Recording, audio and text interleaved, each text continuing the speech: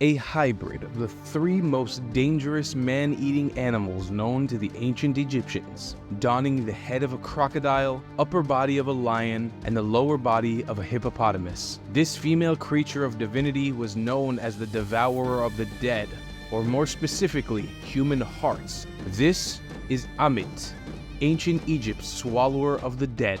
For generations, humans have been telling stories, tales, and legends about creatures found all around the world. From the griffin to the chupacabra, and from the leviathan to the Chinese dragon. It's high time we set out an adventure to learn about them all. This is an expedition for the mythological. Welcome to Mytho Safari.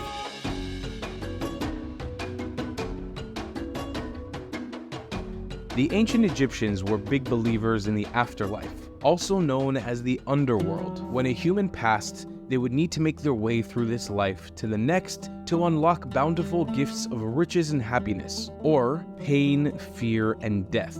Before we continue on, I want you guys to subscribe and turn on the notifications and become a member on our channel. Joining us will go a long way to help us keep making more amazing mythical videos just like this. Ammit was not like any of the other gods. She was more animalistic, more primal, usually depicted in a purely animal-like form. She dwelled in the shadows of the afterlife and in the realm where souls were judged.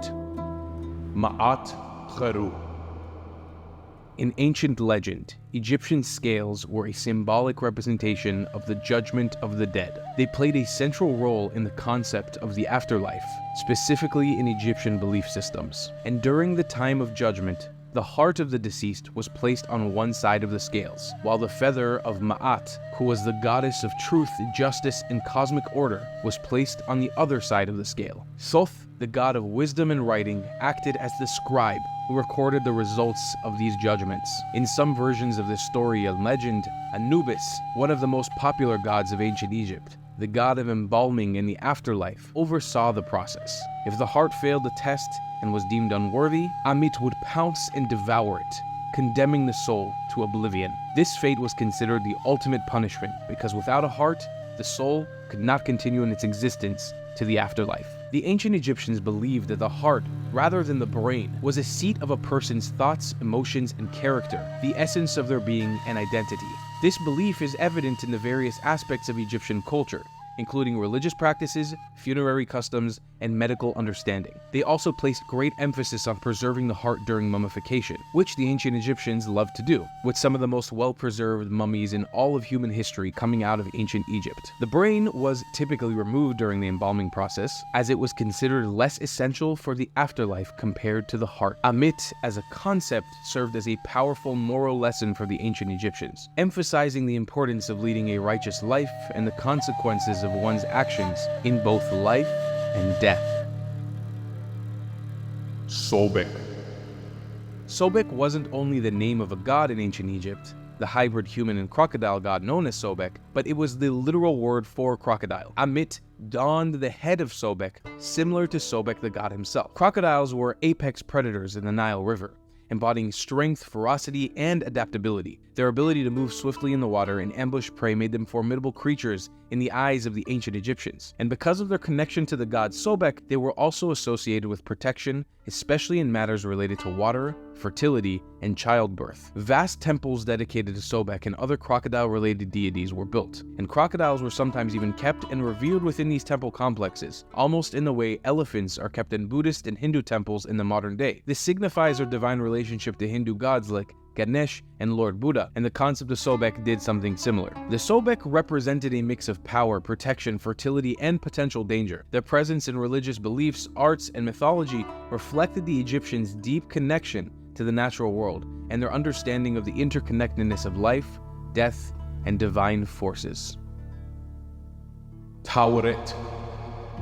The back half of Ammit was made of a hippopotamus, and hippos were important in ancient Egypt as well. Tawret, a goddess depicted as a hippopotamus standing upright, was a significant deity in ancient Egyptian mythology. She was associated with fertility, childbirth, and protection, especially during pregnancy. She commonly bears the epithets of Lady of Heaven, She Who Removes Water, and Mistress of Pure Water. and hippos more commonly were depicted in ancient Egyptian art, both in realistic forms and as symbolic representations. They appeared in tomb paintings, temples, and amulets, sometimes as protective symbols or as a part of religious scenes. Archaeological evidence demonstrates that hippopotamuses inhabited the Nile well before the dawn of Egyptian civilization, and their violent and aggressive behavior intrigued the people that inhabited the region, leading the ancient Egyptians both to hate them and love them. From a very early age, male hippopotamuses were thought to be a literary manifestation of chaos, and on royal hunting campaigns, which intended to demonstrate the divine power of the king, targeted these animals as they provided meat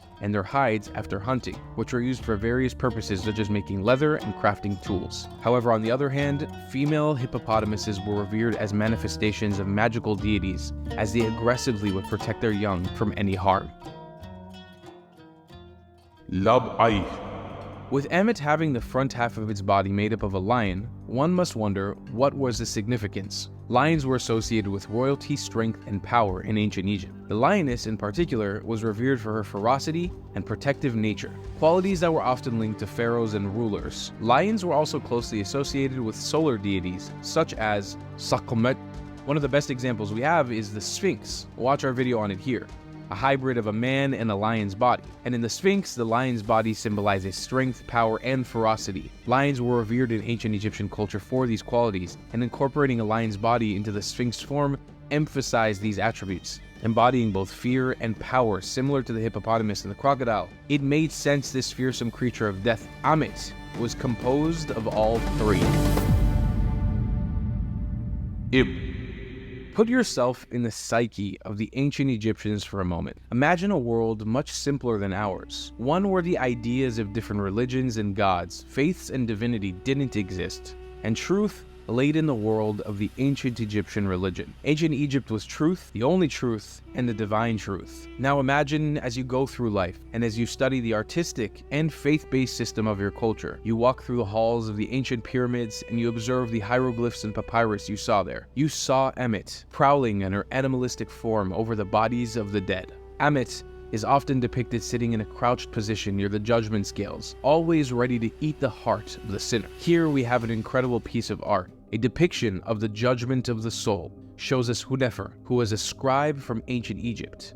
We see his heart being weighed on the scale of Ma'at against the feather of truth. You can see the god Anubis overseeing the entire scene, and Thoth is seen documenting the event as he was the scribe of the gods. And right next to the human known as Hunefer crouches idly the creepy body of Ammit, ready to devour the heart and soul if its test is failed. Unlike these other gods featured in ancient Egyptian religion, Ammit was not worshipped particularly. It was actually feared and believed to be rather a demon-like creature due to her role and reputation as the devourer of the dead. These demons were always ranked below the godly status of gods like Anubis and Ra, forever casting out Ammit as an evil spirit, a hybrid of some of the most feared animals in ancient Egypt. Truly a sight for sore eyes. Via both the god Sobek and the actual Nile crocodiles that the ancient Egyptians encountered on their day-to-day life living on the Nile, this idea is literally terrifying. Can you imagine actually believing that on your deathbed and in the moments of your most vulnerability, as you are being judged by the gods who have feared and respected your entire life, you'd have a crocodile-headed lion hippo staring you down, probably drooling or frothing from its mouth, waiting for the opportunity to eat your soul, your heart. I mean, really take a moment to appreciate how scary this is. Egyptians knew what these animals looked like. They probably interacted with crocodiles and hippos often. It's not like me and you. As an animal we've only ever seen at the zoo or on TV or videos online. They knew the fear of being face to face with these animals. They could feel it, and they lived with the fear, knowing that on their day of judgment, their final day, they'd be face to face with all three, but in one body. Now that, my friends, is a terrifying thought. A huge way to support us is by becoming a member and joining the channel. Leave us a big thumbs up and comment on a creature you'd like to see us learn about in the future. Ammit is such a cool Egyptian mythical creature, and I'm so excited to learn more about these fantastic, fascinating creatures that inhabited our human ancestors' world in the past. We'll see you guys on the next safari. Goodbye, friends.